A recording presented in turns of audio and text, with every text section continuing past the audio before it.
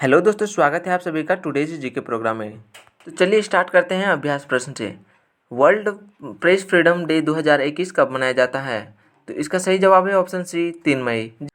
हर साल 3 मई को विश्व प्रेस स्वतंत्रता दिवस मनाया जाता है। 3 मई 1991 को यूनेस्को के विंडहोक यानी नामीबिया सम्मेलन में विश्व प्रेस स्वतंत्रता दिवस की शुरुआत हुई थी। इस वर्ष की विश्व प्रेस स्वतंत्रता दिवस की थीम है सूचना से जन कल्याण। रिपोर्टर्स विदाउट बॉर्डर्स द्वारा जारी वर्ष 2021 की विश्व प्रेस स्वतंत्रता रैंकिंग में भारत की रैंकिंग 180 देशों में 142वीं है। तो दोस्तों रिकेप कर लेते हैं पिछले वीडियो के सारे प्रश्नों को। पहला प्रश्न है, किस राज्य ने कोरोना वायरस नमूनों को जीनोम सीक्वेंसिंग करने के लिए IGIB से संपर्क किया है? तो इसका सही जवाब है ऑप्शन बी महाराष्ट्र। प्रश्न संख्या 2, किस देश ने TPLF OLF सेन को आतंकी समूह के रूप में नामित किया है?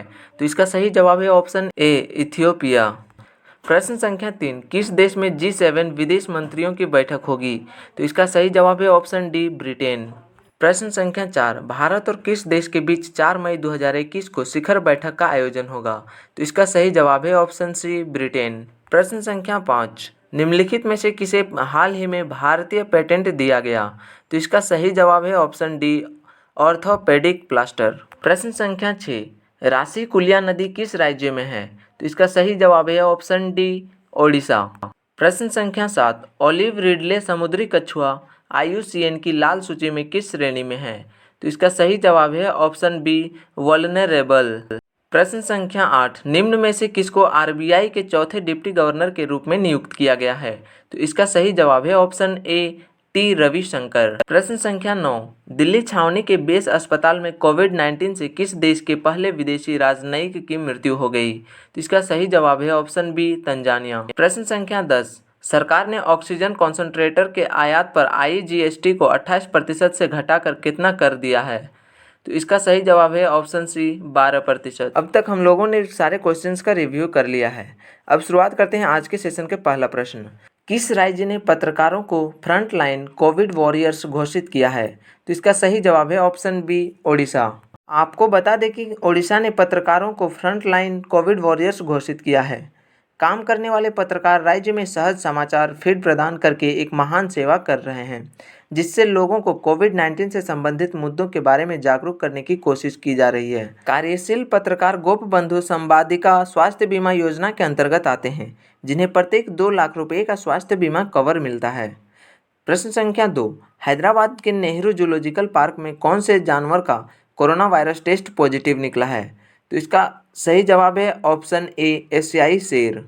दोस्तों आप सभी को बता दें कि भारत में पहली बार कोविड-19 में 8 एशियाई शेरों का परीक्षण पॉजिटिव आया है। Centre for cellular and molecular biology यानी CCMB ने बताया कि इन बड़ी बिल्लियों का RT-PCR परीक्षण सकारात्मक था। CCMB जीनोम अनुक्रमण के लिए नमूनों की विस्तृत जांच करेगा ताकि यह पता लगाया जा सके कि यह स्ट्रेन इंसानों से आया था या नहीं। प्रश्न संख्या 3, किस राज्य द्वारा बायोडिग्रेडेबल योगा मैट विकसित की गई है? तो इसका सही जवाब है ऑप्शन सी असम। जी हाँ दोस्तों, आप सभी को बता दें कि असम की 6 युवा लड़कियों द्वारा बायोडिग्रेडेबल योगा मैट विकसित किया गया है। यह झीलों को जलकुंभी के खतरे से बचा सकती है। इन लड़कियों का संबंध एक अस्थायी मीठे पानी की झील दीपोर बिल के किनारे पर रहने वाले मछली पकड़ने वाले समुदाय से है, जिसे रामसर साइट और एक पक्षी वन्यजीव अभयारण्य के रूप में मान्यता प्राप्त है। इसका नाम मुरहैन योगा मैट रखा गया और जल्द ही एक अनोखे उत्पाद के रूप में विश्व बाजार में इसे पेश किया जाएगा। प्रश्न संख्या 4, किस राज्य में छछूंदर की नई प्रजाति खोजी गई है? इसका सही जवाब है ऑप्शन डी अंडमान और निकोबार। दोस्तों आप सभी को बता दें कि अंडमान के नारकोंडम द्वीप में छछूंदर की नई प्रजाति खोजी गई। Zoological survey of India ZSI के वैज्ञानिकों ने अंडमान और निकोबार में सफ़ेद दांतेदार कीटनाशक स्तनधारी की एक नई प्रजाति की खोज की है। नारकोंडा मिका प्रजाति देश में पाए जाने वाले स्तनधारियों की सूची में एक नई प्रजाति है। छछूंदर छोटे और माउस जैसी स्तनधारी होते हैं और वे जंगलों में रहते हैं। कीड़े इन जानवरों का प्राथमिक आहार हैं।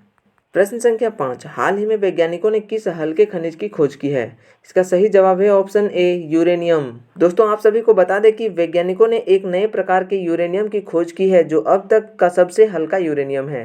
इस खोज से एक अल्फा कण के बारे में अधिक जानकारी प्राप्त हो सकती है, जो कुछ रेडियोधर्मी तत्वों से अलग हो जाते हैं।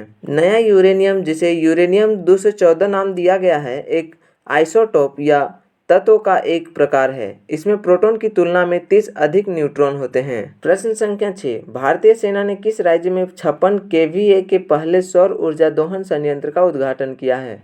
इसका सही जवाब है ऑप्शन सी, सिक्किम। जी हाँ, भारतीय सेना ने उत्तरी सिक्किम में 56 kVA के पहले सौर ऊर्जा दोहन संयंत्र का उद्घाटन किया। यह परियोजना IIT मुंबई के सहयोग से पूरी हुई। यह परियोजना आगे के क्षेत्रों में सैनिकों को अत्यधिक लाभान्वित करेगी और पर्यावरण के अनुकूल होगी। प्रश्न संख्या 7, भारत क्रिकेट की ODI रैंकिंग में किस स्थान पर पहुंच गया है? तो इसका सही जवाब है ऑप्शन सी, तीसरे। आप सभी को बता दें कि हाल ही में हुए वार्षिक अपडेट के बाद भारत ODI चार्ट में तीसरे स्थान पर पहुंच गया है, लेकिन भारत ने ICC T20I टीम रैंकिंग में दूसरा स्थान बरकरार रखा। न्यूजीलैंड टीम ने विश्व चैंपियन इंग्लैंड की जगह ले ली है, जो कि वनडे रैंकिंग में नंबर 1 स्थान पर थी। प्रश्न संख्या 8, किस मंत्रालय द्वारा उत्पादन लिंक्ड प्रोत्साहन योजना चलाई जा रही है? तो इसका सही जवाब है ऑप्शन डी, इलेक्ट्रॉनिक्स एवं सूचना प्रौद्योगिकी मंत्रालय। जी हाँ दोस्तों, बता दें कि इलेक्ट्रॉनिक्स एवं सूचना प्रौद्योगिकी मंत्रालय द्वारा उत्पादन लिंक्ड प्रोत्साहन योजना चलाई जा रही है। IT हार्डवेयर के लिए उत्पादन लिंक्ड प्रोत्साहन योजना PLI के अंतर्गत कुल 19 कंपनियों ने अपने आवेदन दायर किए हैं। इलेक्ट्रॉनिक्स विनिर्माण को बढ़ावा देने के लिए PLI योजना भारत को न सिर्फ इलेक्ट्रॉनिक्स विनिर्माण के लिए एक प्रतिस्पर्धी गंतव्य बनाने में मदद करेगी, बल्कि आत्मनिर्भर भारत को भी बढ़ावा देगी। प्रश्न संख्या 9, किस राज्य में सौरोपोड्स की 100 मिलियन वर्ष पुरानी हड्डियां खोजी गई है? तो इसका सही जवाब है ऑप्शन ए, मेघालय। जी हाँ दोस्तों, मेघालय में सौरोपोड्स की 100 मिलियन वर्ष पुरानी हड्डियां खोजी गई हैं। मेघालय इस खोज में गुजरात, मध्य प्रदेश, महाराष्ट्र और तमिलनाडु के बाद 5वां राज्य है। सौरोपोड्स नामक डायनासोर में बहुत लंबी गर्दन, लंबी पूंछ, उनके शरीर के बाकी हिस्सों के सापेक्ष छोटे सिर और 4 मोटे स्तंभ जैसे पैर होते थे। प्रश्न संख्या 10, हाल ही में जगमोहन का निधन हो गया है, वह किस राज्य के पूर्व राज्यपाल थे? तो इसका सही जवाब है ऑप्शन डी, जम्मू और कश्मीर।